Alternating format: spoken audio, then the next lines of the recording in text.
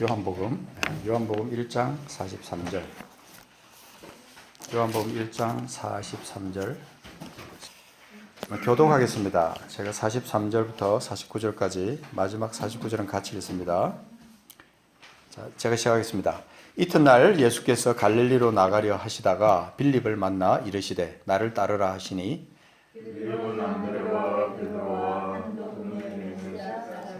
빌립이 나다나엘을 찾아 이르되 모세가 율법에 기록하였고 여러 선지자가 기록한 그 일을 우리가 만났으니 요셉의 아들 나사렛 예수니라. 나다나엘이 이르되 나사렛에서 무슨 선한 것이 살 수 있느냐? 빌립이 이르되 와서 보라. 예수께서 나다나엘이 자기에게 오는 것을 보시고 그를 가리켜 이르시되 보라, 이는 참으로 이스라엘 사람이라 그 속에 간사한 것이 없도다. 나다나엘이 이르되 어떻게 나를 아시나이까? 예수께서 대답하여 이르시되 빌립이 너를 부르기 전에 우리가 모압과 나마에 있을 때에 보았다. 같이요. 나다나엘이 대답하되 라비여, 당신은 하나님의 아들이시요 당신은 이스라엘의 임금이로소이다. 아멘. 네. 오늘 하나님께서 요한복음, 우리 계속해서 지금 요한복음을 보고 있습니다. 요한복음 속에 담겨있는 뜻, 특별히 1장에 담겨있는 예수 그리스도, 그분을 우리가 집중적으로 한번 찾아보는 시간을 갖겠습니다. 요한복음 1장이 참 소중한 게 많은 장입니다. 찾아야 될 것도 많고 묵상해 봐야 될 것도 많고 또 선포할 것도 많고 아주 소중한 성경이 이 요한복음, 특별히 전체가 다 그렇지만 1장이 아주 많이 담겨 있는 그런 장입니다. 그래서 지금 오늘 7번째 묵상으로 요한복음 1장을 우리가 묵상하기 전에 로마서 1장을 한번 보겠습니다. 로마서 1장. 로마서 1장에 1장 3절부터 보겠습니다.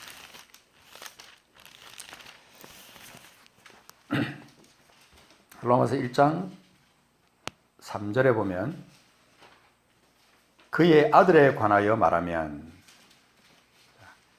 1장 3절 그의 아들에 관하여 말하면 육신으로는 다윗의 혈통에서 나셨고 성결의 영으로는 죽은 자들 가운데서 부활하사 능력으로 하나님의 아들로 선포되셨으니 곧 우리 주 예수 그리스도시니라. 이 3절 4절에 나와 있는 이 선포는 정말 위대한 선포예요. 2절에 보면 이 복음은 하나님이 선지자들을 통하여 그의 아들에 관하여 성경이 미리 약속하신 것이라. 그러면서 그의 아들에 관하여 말하면, 그러면서 그 아들에 관해서 이렇게 설명을 해주고 있습니다. 첫 번째는 육신으로는 다윗의 혈통에서 나셨다. 육신으로 몸을 입고 이 땅에 오신 예수님이 다윗의 혈통에서 나셨다는 것은 특별한 의미가 있습니다.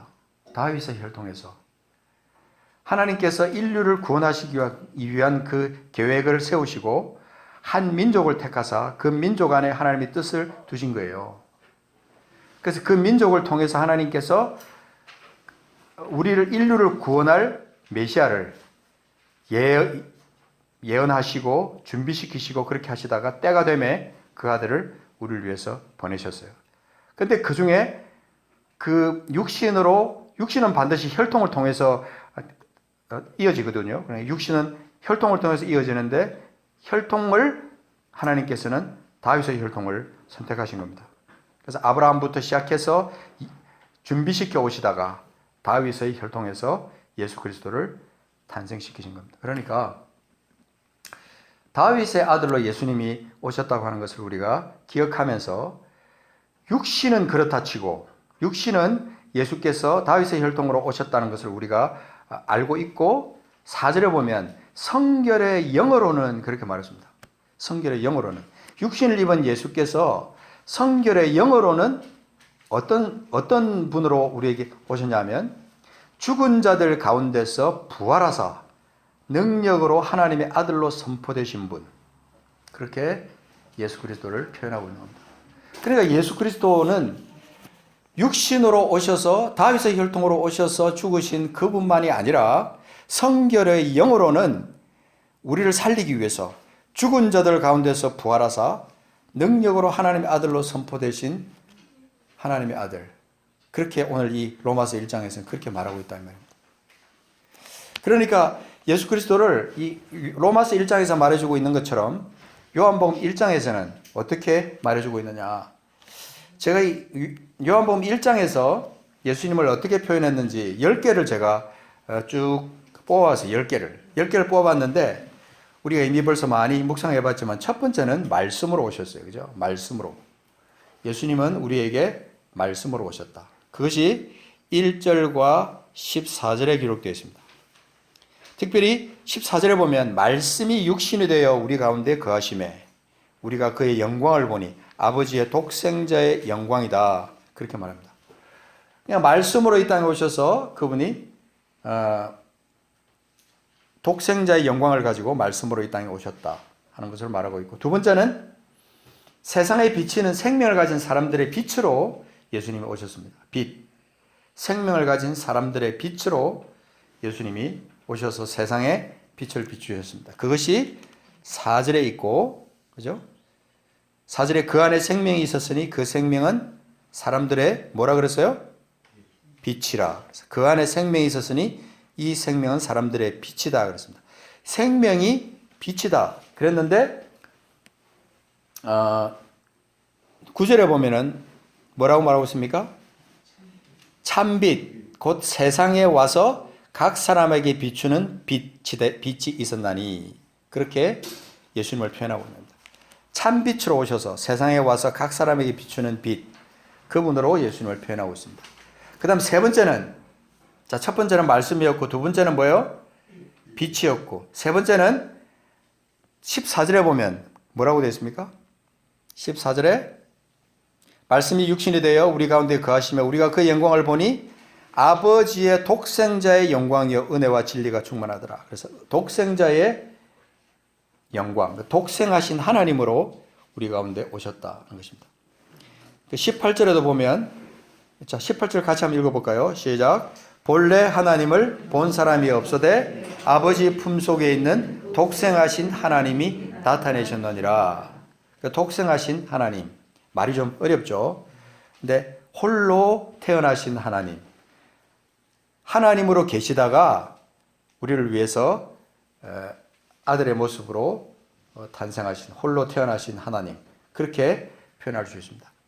독생하신 하나님으로 여기에 기록되어 있고, 네 번째는 34절에, 자, 34절에 뭐로 표현되어 있습니까?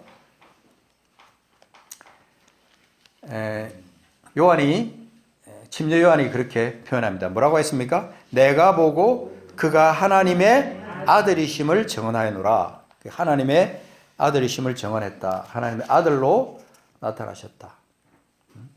그리고 49절에도 보면, 자, 49절. 나다나엘이 그렇게 말합니다. 오늘 우리 읽은 본문 속에 나다나엘이 대답하되 랍비여 당신은 하나님의 아들이시요 당신은 이스라엘의 임금으로소이다. 이 나다나엘이 지금 두 가지를 말씀하고 있습니다. 그래서 하나님의 아들로서 나타나시고 그 다음에 이스라엘의 임금으로 또 오셨다 하는 것입니다. 그 다음에 다섯 번째는 이스라엘의 임금, 여섯 번째는 세상 죄를 지고 가는 하나님의 어린 양이다. 29절에, 자, 29절에 보면 그렇게 말하고 있습니다. 29절에 이튿날 요한이 예수께서 자기에게 나오심을 보고 이르되 보라 세상 죄를 지고 가는 하나님의 어린 양이다. 자, 우리가 이런 이 요한복음 1장에서 나오는 예수 그리스도를 찾다 보면 예수님이 과연 무슨 일을 하기 위해서 이 땅에 오셨는가, 그것과 함께 동시에 그분은 어떤 분인가 하는 것을 우리가 같이 오버랩하면서 같이 볼 수 있다는 것입니다. 세상 죄를 지고 가는 하나님의 어린 양이다. 자, 그 요한복음 1장에 다른 곳에도 하나님의 어린 양이라고 표현한 곳이 있습니다. 어디에 있습니까? 한번 찾아보십시오. 몇 절에 하나님의 어린 양이라는 표현이 있습니까? 제가 그냥 이렇게 말해주면 쉽게 끝날 수 있지만 예, 그렇죠. 자, 36절에 보면은 요한이 자기 제자 중 두 사람과 함께 섰다가 36절에 예수께서 그니심을 보고 말하되 보라 하나님의 어린 양이로다. 그렇게 말합니다. 요한복음 1장에 참 성령이 충만함을 받고 성령의 인도하심을 받아서 예수 그리스도를 여러 가지 각도로 이렇게 표현하고 있습니다. 그 다음에 또 어떤 분으로 묘사되어 있냐면요. 33절에 보면 어떻게 표현되고 있습니까? 자, 33절에는 어떤 분이라고 말씀하고 있습니까? 그렇죠. 성령으로 침례를 베푸는 사람, 성령으로 세례를 베푸는 사람, 베푸시는 분 이렇게 표현하고 있습니다. 그런데 마태복음 3장 11절에는 어떻게 말하고 있습니까? 성령과 불로, 성령과 불로 침례를 베푸시는 분이라고 말씀하고 있습니다. 그래서 성령과 동행하시는 분, 그렇게 32절에 우리가 지난주에 우리가 묵상했던 말씀인데 성령이 비둘기같이 하늘로부터 내려와서 그의 위에 머물더라. 그때 성령과 동행하시면서 성령의 사역을 하신 분 32절 33절에 그렇게 되어 있습니다. 자, 그 다음에 또 한 가지 여덟 번째로 중요한 것이 있습니다. 41절에 자 뭐라고 되어 있습니까? 그렇죠. 메시아. 그가 먼저 자기의 형제 시몬을 찾아 말하되 우리가 메시아를 만났다 하고 메시아는 번역하면 그리스도다. 메시아가 바로 그리스도입니다. 메시아. 히브리어로는 메시아인데 헬라어로는 그리스도 그렇게 되어 있습니다. 다 구원자라는 뜻입니다. 자, 이제 그 다음에 중요한 것이 또 하나 있습니다. 그게 뭐냐면 45절에 뭐라고 되어 있습니까? 그 일을 우리가 만났으니 누구라고 말하고 있습니까? 요셉의 아들 나사렛 예수. 요셉의 아들 나사렛 예수. 예수님이 육신을 입고 오실 때 요셉의 아들로 오신 겁니다. 요셉의 아들. 그죠? 요셉의 아들. 그래서 마태복음 13장에 가서 보면요. 13장 누구 한번 빨리 찾아서 한번 읽어봐 주십시오. 13장 55절. 마태복음 13장 55절에 보면 마태복음 13장 55절에 자, 여기도 아주 중요한 기록이 하나 있습니다. 13장 55절. 누구 찾아서 먼저? 그 목수의 아들이 아니냐. 그 어머니는 마리아. 그 형제들은 야고보, 요셉, 시몬, 유다라 하지 않느냐. 56절. 그 누이들은 다 우리와 함께 있지 아니하냐. 그런즉 이 사람의 이 모든 것이 어디에서 났느냐 하고. 자, 그리고 여기 보면 예수님을 철저하게 인간의 몸으로 오신 예수 그리스도. 그죠? 혈통적으로 예수께서 요셉의 아들로 여기는 그렇게 말하고 있습니다. 목수였던 요셉의 아들, 목수의 아들. 그 어머니는 누구냐? 마리아다. 형제들은 야고보, 요셉, 시몬, 유다. 그 누이들은 다 우리와 함께 있지 않냐. 그러니까 예수께서 탄생하시고 난 다음에 육신적으로 마리아의 몸에서 난 형제들을 여기 기록하고 있습니다. 야고보, 요셉, 시몬, 유다. 철저하게 예수님은 이 땅에 오실 때 인간의 몸으로 오셨다고 하는 것을 말씀해 주고 있습니다. 그죠? 그래서 오늘 우리가 이 말씀을 볼 때 우리가 찾아야 될 진리 중에 하나는 뭐냐면 예수님은 분명히 이 땅에 오실 때 인간의 몸으로 목수의 아들로 이 땅에 오셨다는 겁니다. 그 다음에 다윗의 혈통으로 유대인으로 오셔서 그분이 선생으로 우리 가운데 오셨다고 하는 것을 또 기록한 말씀도 있습니다. 자, 랍비라고 기록된 데가 어디 있습니까? 두 군데 있습니다. 랍비가 뭐죠? 번역하면 선생이다. 몇 절이요? 예, 49절에 있죠. 나다나엘이 대답하되 랍비여 당신은 하나님의 아들이십니다. 랍비라고 불렀죠. 한 군데 더 있습니다. 랍비. 자, 랍비라고 기록되어 있는 데가 한 군데 더 있습니다. 어디 있습니까? 예, 38절 보면 랍비여 어디 계시오니까. 랍비여 어디 계시오니까. 랍비는 번역하면 선생이라 그렇게 말합니다. 랍비라고 기록한 것은 예수님이 유대의 선생으로 계시면서 말씀을 가르치고 말씀을 풀어서 설명한 그런 분이었다 하는 것입니다. 그러니까 오늘 여기서 이 10가지 예수 그리스도의 어떤 역할, 어떤 신분, 그분이 이 땅에 오셔서 하신 일들을 쭉 말씀하고 있는데, 자, 여기서 우리가 오늘 중요한 한 가지만 우리가 같이 기억했으면 좋겠습니다. 그건 뭐냐면 예수님은 인간으로 오셔서 그 다음에 우리를 속량하기 위해서 오셔서 세상 죄를 지고 가는 하나님의 어린 양으로 오셔서 우리에게 생명의 길을 보여주신 분이다 하는 것을 이 요한복음 1장에서 확실하게 말씀해 주고 있는 것입니다.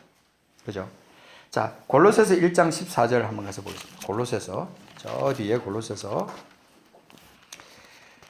우리가 교회에서 이렇게 화면을 탁 비춰주고 그러면 그냥 팔짱 끼고 앉아서 탁 보면 되겠는데, 이렇게 번거롭게 찾으라 그래서 죄송합니다만 찾으셔야 돼요.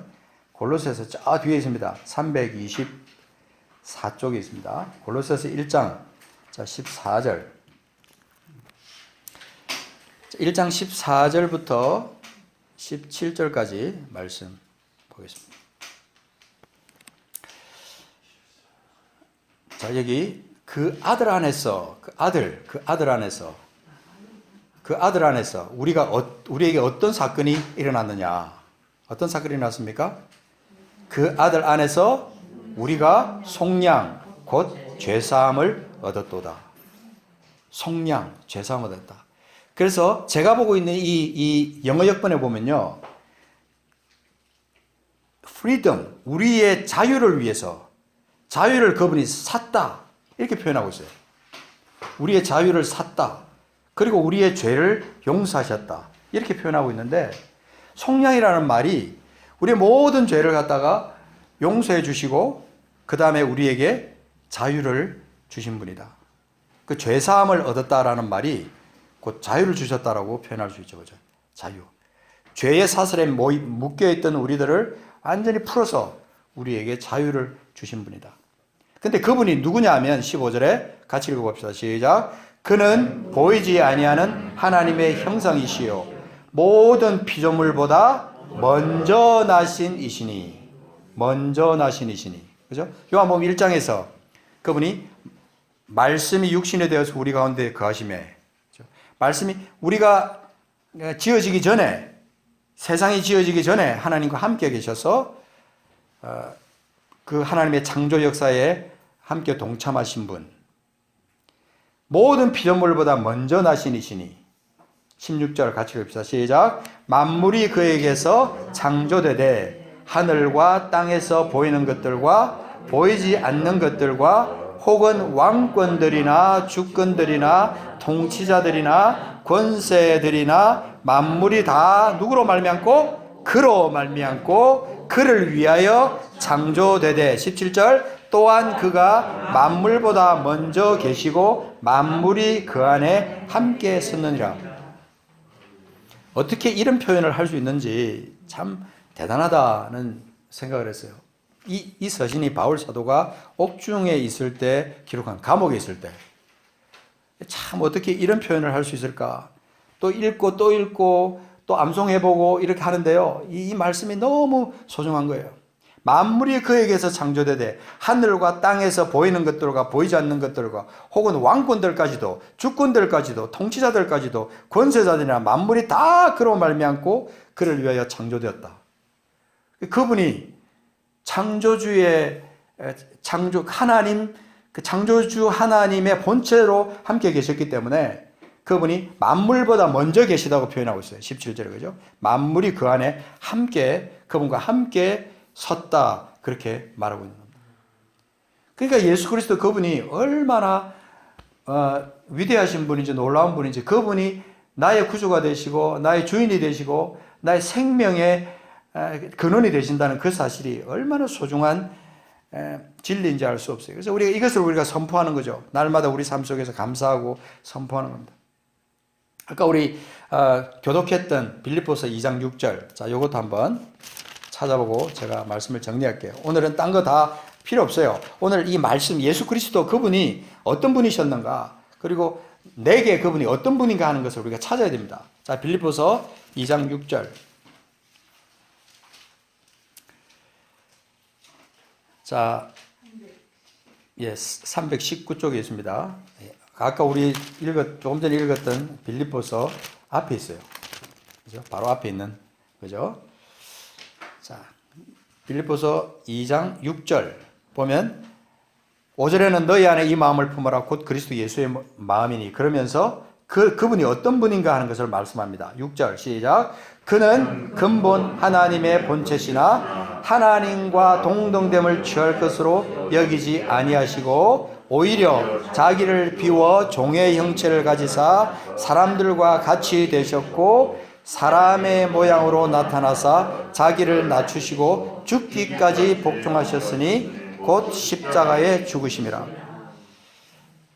여기에 나오는 이 예수 그리스도의 모습이 어떤 모습과 비슷하냐면요, 어린 양이에요. 어린 양.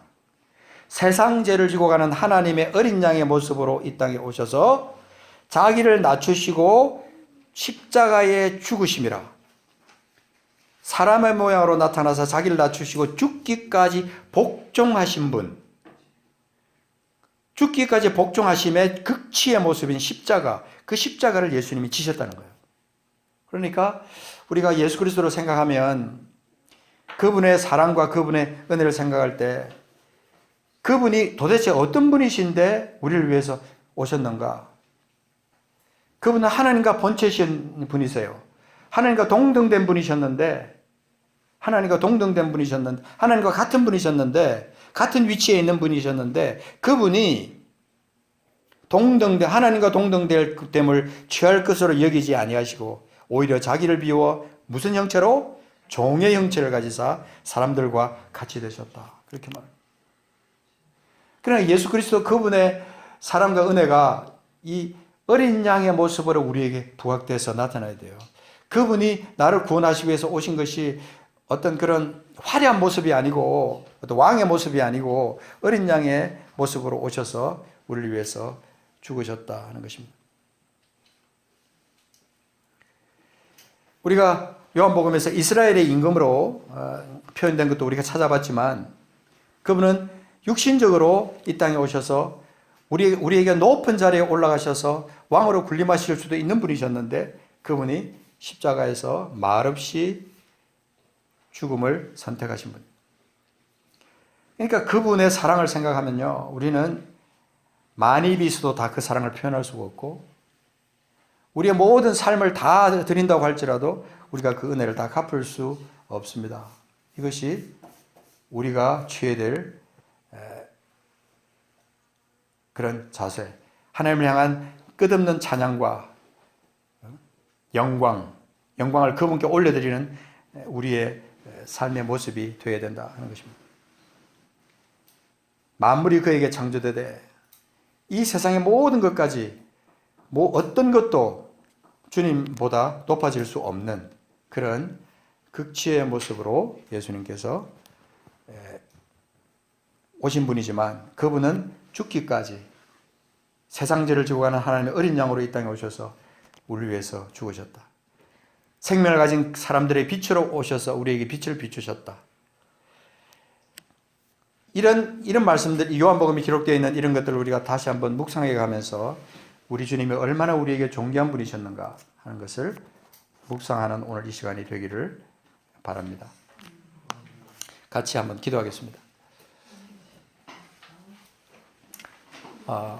오늘 이 시간 우리가 한번 예수 그리스도를 묵상합시다. 내게 있는 예수 그리스도, 그분은 내게 어떤 분이신가? 그분이 내게 어쩌면 액세서리처럼 뗐다 붙였다 하는 그런 종교의 어떤 창시자처럼 그렇게 생각하는 분은 혹시 안 계십니까? 우리 주님은 그런 분이 아니십니다. 육신적으로는 다윗의 혈통으로 분명히 오셔서 목수의 아들로 오셔서 그렇게 분명히 우리를 인간의 모습으로 오셔서 우리를 속량하셨지만 그분은 하나님과 본체이셨고 그래서 하나님과 같은 그런 높임을 받으셔야 되는 그런 분이셨는데 어린 양으로 이 땅에 오셔서 우리를 위해서 죽으셨습니다. 그 주님을 향한 사랑의 고백이 우리에게 있어야 되겠습니다. 하나님 참으로 감사드립니다. 또 예수 그리스도 정말 하나님의 아들로 오셨지만 세상 죄를 지고 가는 하나님의 어린 양으로 오셔서 우리를 위해서 죽으신 예수 그리스도 주님을 찬양합니다.